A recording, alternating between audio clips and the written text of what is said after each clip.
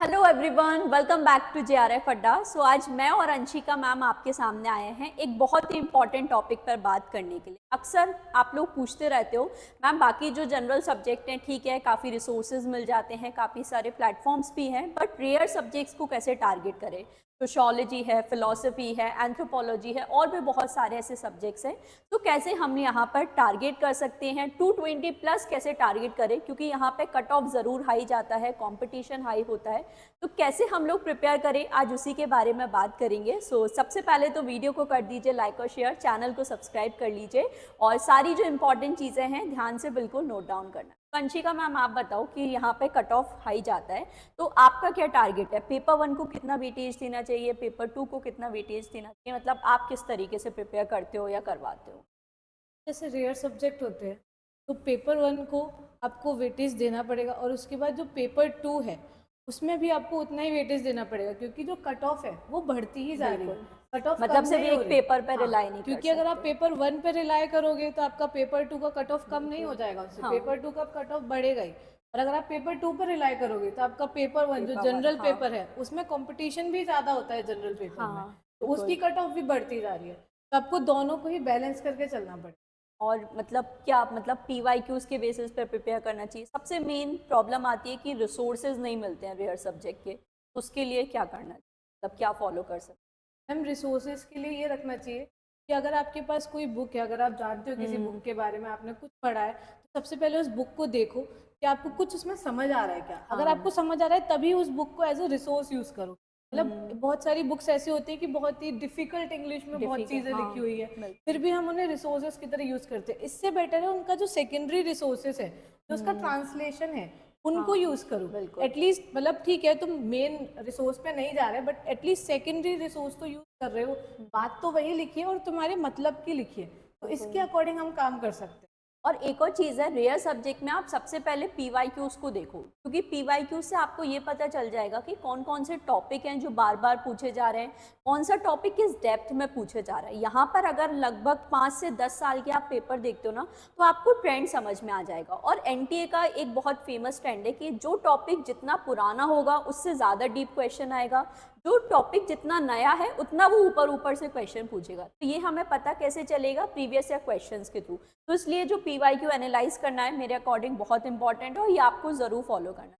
और मैम, आप पेपर 1 को क्या करते हो, मतलब क्या इंटीग्रेटेड हम तरीके से पढ़ाई कर सकते हैं या क्या फॉलो करना है हाई स्कोर करने के लिए 220 प्लस अगर मेरा टारगेट है?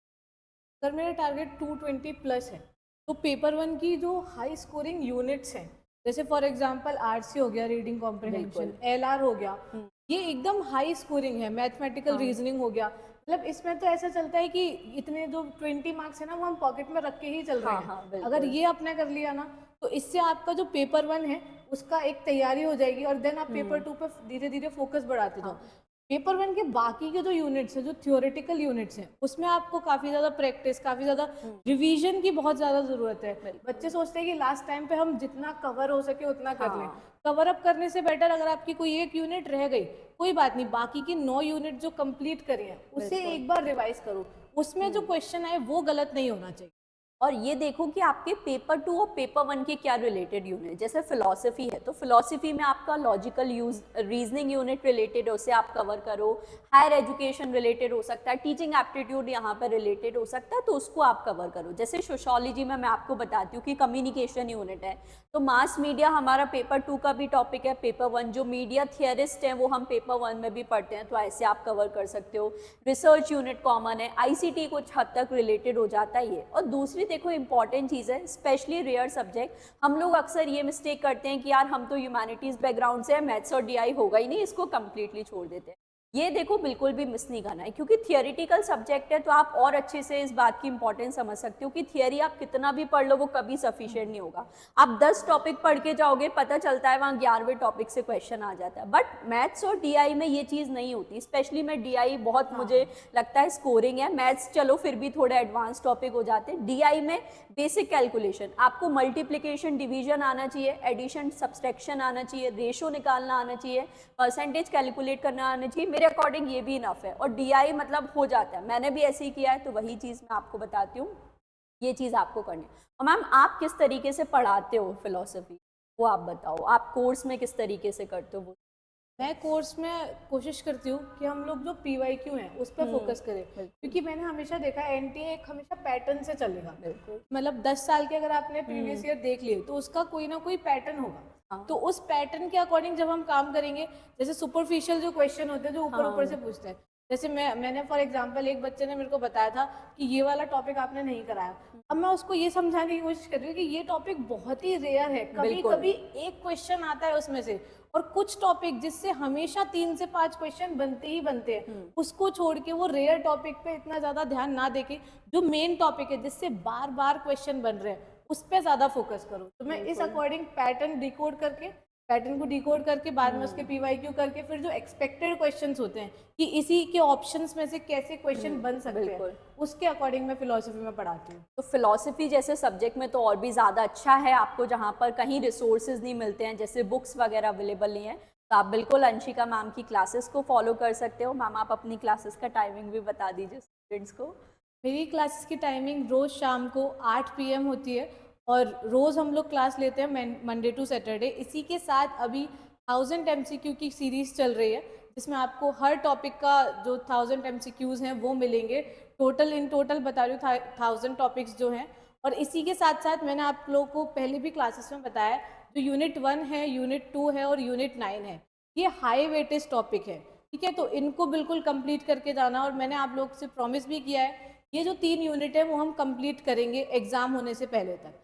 तो ये सारे कंप्लीट करने के बाद फिर इसके जो एनालिसिस वगैरह हैं वो हम लोग करने वाले हैं। तो बिल्कुल यही चीज़ आपको भी फॉलो करनी है। और एक और इम्पॉर्टेंट प्रॉब्लम आ जाती है मैम, क्रोनोलॉजी ऑर्डर बहुत पूछा जा रहा है आजकल, सो उसको किस तरीके से हमें प्रिपेयर करना है? तब क्रोनोलॉजी कैसे टारगेट करें, क्या कंप्लीटली स्किप कर दें या उसे फॉलो करें, तो उसमें आप क्या सजेस्ट करते हम क्रोनोलॉजी के लिए मुझे ये लगता है कि या तो आप सबसे फर्स्ट देख लो या लास्ट देख लो। हाँ। अगर वैसे तो एलिमिनेशन मेथड लग जाता है, पर अगर NTO को लगता है कि ये क्वेश्चन हमें बच्चों से सॉल्व नहीं कराना, तो फिर फर्स्ट और लास्ट तो ऐसे ही दे देगा, सेम ही फिर बीच के क्वेश्चंस में गड़बड़ करता है। तो इसीलिए मुझे लगता है कि जो बार बार टॉपिक आ रहे हैं उसमें आप लोग निमोनिक्स बना के ट्राई करो, क्योंकि निमोनिक्स से आपका ज्यादातर क्वेश्चन सॉल्व हो जाता है।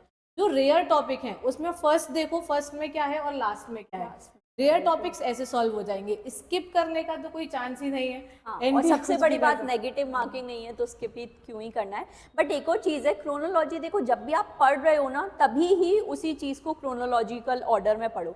जैसे आप जो भी फिलोसोफर्स पढ़ रहे हो, थिंकर्स के बारे में पढ़ रहे हो, सो आप ऑलरेडी सीक्वेंस में कवर करो ना, कि वो कन्फ्यूजन की बात ही नहीं आए, कौन से फिलोसोफर पहले आए कौन से बाद में आए, किसने क्या कॉन्ट्रीब्यूशन दिया। अगर आप पढ़ाई ही उसी तरीके से करोगे ना तो वो प्रॉब्लम नहीं होगी। ट्राई करो जितना ज़्यादा विजुअलाइज कर सको चीज़ों को, क्योंकि थियोरिटिकल सब्जेक्ट है तो हमें विजुअलाइज कर सकते हैं हम चीज़ों को। फिलॉसफी सब्जेक्ट है, सोशोलॉजी है, ये ऐसे सब्जेक्ट है जो मुझे लगता है रियलिटी से बहुत हमारे रिलेटेड है। बिल्कुल। और मैम मुझे लगता है कि फिलॉसफी सोशियोलॉजी ऐसे सब्जेक्ट है, मतलब कहानियों के साथ बनते आ रहे हैं कि पहले कोई फिलोसोफर आया, पहले कोई सोशियोलॉजिस्ट आया, फिर उसी के टॉपिक पर दूसरा कोई सोशियोलॉजिस्ट आएगा, वो उसे क्रिटिक करेगा, फिर उसी के टॉपिक पर तीसरा कोई आएगा। ऐसी फिलोसफी चलती आ रही है। मैं अपनी क्लास में भी ऐसी पढ़ाती हूँ। अगर आप पार्मेनिडीज पढ़ रहे हो, सोक्रेटिस पढ़ रहे हो, तो समझो अपने आप को कि आप उस समय के सोक्रेटिस हो।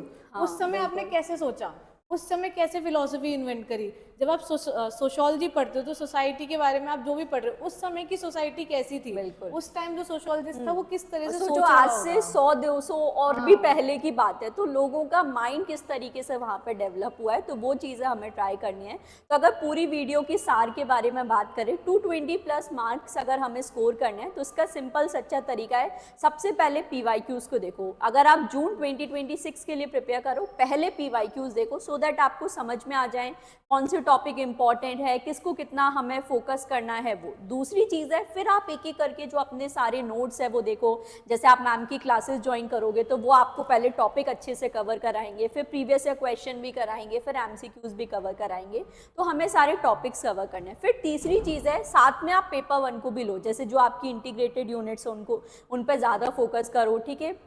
वो आपको करना है। एंड लास्ट में जो मॉक टेस्ट है, रिवीजन है, वो तो हमें करना ही है। तो जो टॉपिक ज़्यादा पूछे जा रहे हैं उनको ज़्यादा डेप्थ में पढ़ो, और इस टाइम पे सबसे इंपॉर्टेंट है कंसेप्चुअल अंडरस्टैंडिंग की तरफ जाओ। देखो लास्ट टाइम में मैराथॉन्स हम लोग भी लेके आते हैं, सब देखते हैं, बट मैराथन तो सभी देख रहे हैं ना, क्या सबका सिलेक्शन होता है? नहीं होता। तो इस टाइम पे इसलिए आपके लिए ज़्यादा ज़रूरी है कि आप कंसेप्चुअल, जितना ज़्यादा कंसेप्ट पे कमांड होगी उतना ज़्यादा अच्छा है, और आपके सब्जेक्ट में स्पेशली होनी चाहिए, क्योंकि ये आपका जो सब्जेक्ट है फ्यूचर तक हमें लेके जाना है। तो ma'am any last words? Ma'am मुझे लगता है कि मैराथन सब देख रहे हैं ना, तो अगर आप एक मैराथन देख रहे हो तो उसका जो पूरा दिन है आप उस मैराथन को एनालिसिस करो, उसके क्वेश्चंस देखो, एक्सपेक्टेड क्वेश्चंस देखो। एक दिन में 10-10 मैराथन देख के कुछ नहीं होने वाला। एक देखो, एक कंप्लीट, जैसे हायर एजुकेशन की जो होने वाली है, मतलब नेक्स्ट जो होने वाली है, या फिर बाकी कोई भी होने वाली है, कम्युनिकेशन की जो होने वाली है, एक चीज देखो। फिलोसफी अगर आप मैराथन देख रहे हो, कोई एक टॉपिक पकड़ो, एक दिन उसको, पूरा दिन उसको दो, तो जिससे आपका वो टॉपिक एकदम क्लियर हो जाएगा। बिल्कुल। तो आज का सेशन यहीं तक रखते हैं। आई होप आपके लिए हेल्पफुल रहा हो, और कोई भी आपका डाउट है, कंफ्यूजन है किसी चीज़ में, तो आप ज़रूर हमें कमेंट सेक्शन में बता सकते हैं। Don't forget to like and share the video, and do subscribe to JRF। Thank thank you so much.